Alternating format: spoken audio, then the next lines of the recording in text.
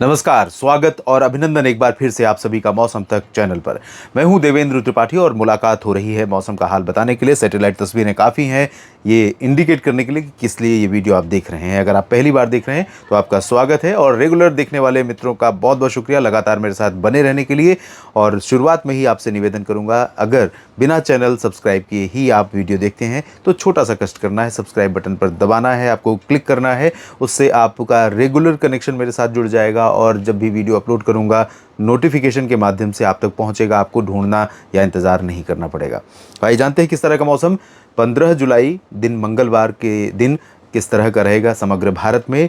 Surprisingly जो circulation दो थे पश्चिम और पूरब में, दोनों सिस्टम इंटेंसीफाई हुए हैं और राजस्थान के ऊपर पहुंचा हुआ है सर्कुलेशन और पहुंचते ही यहाँ पर वो बन गया कम दबाव का क्षेत्र। कम दबाव का क्षेत्र इसलिए बन गया क्योंकि इसको अरब सागर से भरपूर नमी यहाँ पर मिली और साथ में जो बंगाल की खाड़ी से उठा सर्कुलेशन था और आसपास के भागों पर, वो गंगीय पश्चिम बंगाल तथा आसपास के रीजन पर है इस समय। और ये इंटेंसीफाई होकर well mark low pressure area बना है और जल्दी ही इसके डिप्रेशन बनने की संभावना है। और इन दोनों सिस्टमों को कनेक्ट कर रही है मानसून की अक्षीय रेखा और ये बहुत ही अनप्रेडिक्टेबल सिचुएशन रही है। इस तरह की संभावना नहीं दिख रही थी। ऐसा लग रहा था कि सारा ट्रैक वही रहेगा जो पीछे आने वाले पिछले दिनों में रहा है। जिस तरह से मध्य प्रदेश से होते हुए राजस्थान और गुजरात की तरफ सिस्टम पहुंचे हैं उसी तरह से दिखाई पड़ेगा। इस बार थोड़ा सा अंतर इसलिए हुआ क्योंकि इस बार सपोर्ट मिल रहा था एक पश्चिमी विक्षोभ का, जो बहुत ज़्यादा प्रभावशाली नहीं है, लेकिन कहीं ना कहीं नमी कैस्पियन सी और भूमध्य सागर से उठकर आई और जो भारत के उत्तरी क्षेत्र हैं, पर्वतीय रीजन है, इन भागों पर जब ये नमी पहुंची तो इधर उसका प्रभाव भी दिखाई पड़ा। और इसी वजह से ये सिस्टम जब ऊपर की तरफ गया, मानसून की अक्षीय रेखा बीकानेर से इस सिस्टम को कनेक्ट करते हुए गंगीय पश्चिम बंगाल पर इस सिस्टम को कनेक्ट कर रही है। और जब WD का प्रभाव दिखाई पड़ा तो उत्तर भारत के जो पर्वतीय क्षेत्र हैं यहाँ पर क्लाउडिंग बढ़ी है, उत्तर भारत के मैदानी क्षेत्रों में और गंगा के मैदानी भागों में इंक्लूडिंग उत्तर प्रदेश और बिहार, इन सभी भागों पर बादल बढ़े हैं और बरसात की एक्टिविटी भी बढ़ी है। राष्ट्रीय राजधानी दिल्ली में भी कई जगहों पर बरसात हो रही है। तो अगले 24 घंटों के दौरान भी उत्तर भारत, मध्य भारत और पूर्वी भारत के कई राज्यों पर जमकर सक्रिय रहने की संभावना मानसून के है। दक्षिण भारत के क्षेत्रों में धीरे धीरे रिवाइवल हो रहा है और संभावना है कि 16-17 जुलाई के बाद दक्षिण भारत के क्षेत्रों पर मानसून एक्टिव हो जाएगा और कई राज्यों में अच्छी बरसात देखने को मिलेगी। और लंबे समय का जो ट्राउट कंडीशन है, इंक्लूडिंग मराठवाड़ा, दक्षिणी मध्य महाराष्ट्र, तेलंगाना, आंध्र प्रदेश, कर्नाटक, केरल, तमिलनाडु, इन सभी भागों में ज़्यादा बरसात जो अभी कई दिनों से नहीं हो रही थी, परिवर्तन होगा उस परिदृश्य में और बरसात की गतिविधियां बढ़ेंगी। देख रहे हैं जिस तरह से अभी जो ट्रैक है, बारिश का पैटर्न भी उसी तरह से दिखाई पड़ रहा है। बादल इस गैप वाले रीजन पर भी पहुंचेंगे, पंजाब और गंगानगर, हनुमानगढ़, हिसार, फतेहाबाद, सिरसा, दिल्ली और अलीगढ़, आगरा से लेकर लखनऊ, कानपुर, इधर दरभंगा और आसपास के रीजन में भी। लेकिन जहां पर पैच दिखाई पड़ रहा है वहां पर संभावना बारिश की ज़्यादा रहेगी। पूर्वोत्तर भारत से शुरू करते हैं।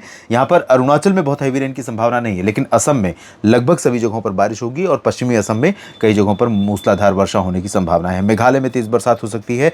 उप हिमालयी पश्चिम बंगाल यानी सिलीगुड़ी, जलपाईगुड़ी, दार्जिलिंग और आसपास के क्षेत्रों में तेज़ बरसात हो सकती है। सिक्किम, अरुणाचल प्रदेश और इधर नागालैंड, मणिपुर, मिजोरम, त्रिपुरा, इन सभी भागों में अधिकांश जगहों पर हल्की से मध्यम मानसूनी बौछारें गिरने की संभावना बनी हुई है।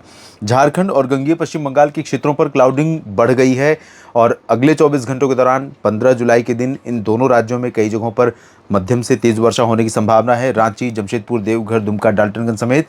और बिहार में लंबे समय के बाद बादल बढ़ने शुरू हुए हैं, आज भी बढ़ रहे हैं, लेकिन जैसे लग रहा है कि पता नहीं किस बात की दुश्मनी मानसून को बिहार से है कि बिहार पर बरसने में इतना संकोच क्यों कर रहा है, इतना पीछड़ क्यों रहा है। हालांकि बादल बढ़ रहे हैं और पूर्वी क्षेत्रों से लेकर दक्षिणी भागों और पश्चिमी भागों पर कई जगहों पर बरसात की इंटेंसिटी बढ़ेगी, यानी मात्रा बढ़ेगी। जो अभी आपके क्षेत्र में कहीं आपने देखा होगा 5-10 मिनट, 15 मिनट बरसात हो रही थी, अब वो थोड़ा सस्टेन करेगी, खेतों में पानी लगेगा, तालाब और पोखर में पानी का स्तर बढ़ेगा, नदियों का जल स्तर बढ़ेगा, तो ये और ग्राउंड वाटर रिचार्ज होगा, तो ओवरऑल बिहार के ऊपर काफ़ी समय के बाद मानसून मेहरबान हो रहा है और अगले 2-3 दिनों में हो सकता है कि अच्छी बरसात उन जगहों पर भी दिखाई पड़े जो ऊपरी रीजन है, दरभंगा, मधुबनी, शिवहर, सीतामढ़ी और चंपारण से लेकर अररिया, पूर्णिया, खगड़िया, इन सभी भागों में भी बरसात की गतिविधियां बढ़ती हुई दिखाई पड़े। इसके बाद उत्तर प्रदेश की तरफ बढ़ते हैं, जहां आज भी अच्छे बादल हैं। उत्तर प्रदेश के पूर्वी क्षेत्रों पर बरसात हुई है, मध्य भागों और पश्चिमी क्षेत्रों में कई जगहों पर बरसने वाले बादल पहुंचे और बरसात देकर आगे बढ़े हैं बादल। और अगले 24 घंटों के दौरान भी संभावना यहां पर है कि बादल पूर्वी रीजन में वाराणसी, सोनभद्र, मिर्जापुर, भदोही से लेकर चंदौली, मऊ, गाजीपुर, आजमगढ़, गोरखपुर, देवरिया, कुशीनगर और बहराइच, गोंडा, बस्ती, बलरामपुर, अंबेडकर नगर से लेकर लखनऊ, कानपुर नगर, कानपुर देहात, बांदा, फतेहपुर, कौशाम्बी, चित्रकूट और प्रतापगढ़, प्रयागराज, जौनपुर, सुल्तानपुर, अयोध्या, इन सभी क्षेत्रों पर बादल घने रहेंगे और बारिश की संभावना प्रयागराज और अयोध्या तक पूर्वी क्षेत्रों में काफ़ी ज़्यादा रहेगी। कुशीनगर में भी, देवरिया में भी, बलिया और आजमगढ़, जौनपुर, चंदौली में भी, गोरखपुर समेत इन सभी भागों में। पश्चिमी क्षेत्रों में भी बरसात हो सकती है, हालांकि तराई वाले रीजन में बरेली और मेरठ, मुरादाबाद, सहारनपुर के आसपास के क्षेत्रों में कंसिस्टेंसी रहेगी थोड़ा बादलों के रहने में, और इसी तरह से नीचे की तरफ भी कंसिस्टेंसी रहेगी। झांसी और ललितपुर, औरई तथा औरैया से लेकर आगरा, अलीगढ़, मथुरा, इन सभी क्षेत्रों पर भी जो बीच वाला क्षेत्र है, सफ़ेद रंग जहां आप देख रहे हैं, यहाँ पर बारिश जो मॉडल है ये प्रेडिक्ट नहीं कर रहा है, लेकिन इधर से भी बादल तो निश्चित तौर पर हवाएं तेज़ चलने और बारिश होने की संभावना यहाँ पर बन सकती है। और आज दिल्ली एनसीआर में काफ़ी तेज़ हवा देखने को मिली इसी कम दबाव के क्षेत्र के चलते। कल भी राष्ट्रीय राजधानी दिल्ली और करनाल से लेकर कैथल, जींद, अम्बाला, यमुनानगर, कुरुक्षेत्र और रोहतक, सोनीपत, पानीपत, साथ ही साथ चंडीगढ़ और पंजाब के पटियाला से लेकर फजिल्का तक ऊपरी रीजन में कई जगहों पर बादल बनने और कुछ जगहों पर रुक रुक करके बरसात होने की संभावना रहेगी। उत्तराखंड और हिमाचल प्रदेश के दक्षिणी भागों में तेज बरसात होने की संभावना या आशंका है और 24 घंटों के बाद बारिश की गतिविधियां शिमला, देहरादून से लेकर नैनीताल तक बढ़ सकती हैं।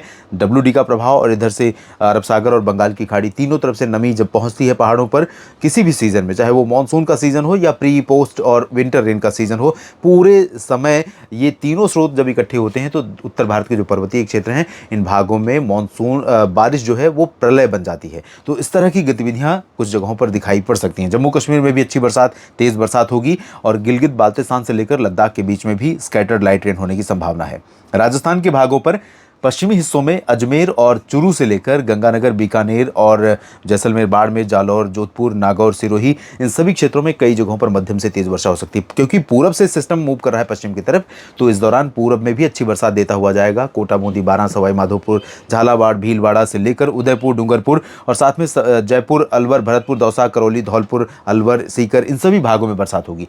धौलपुर में आज एक खबर मैंने देखी सोशल मीडिया पर कि एक युवक जो है बाइक से जा रहा था और वो पानी में बह गया नाले में और उसका अभी तक पता नहीं चला। इस तरह की कई घटनाएं हो रही हैं। तो ये जो भारी वर्षा हो रही है किसी भी रीजन में, चाहे वो राजस्थान हो या फिर मध्य प्रदेश हो या पूर्वी क्षेत्र हो या पर्वतीय रीजन हो, इन जगहों पर जब बरसात तेज हो रही हो, आप निकल रहे रास्ते पर, तो थोड़ा सावधानी बरतिए, क्योंकि इस तरह की बारिश कई बार सामान्य जीवन को प्रभावित करने वाली होती है। तो इस तरह से राजस्थान में काफ़ी ज़्यादा बरसात हो रही है। आंकड़े बहुत ऊपर पहुँच चुके हैं, लगभग 125-130% ऊपर पहुँच चुके हैं और आने वाले समय में और भी बारिश की संभावना है।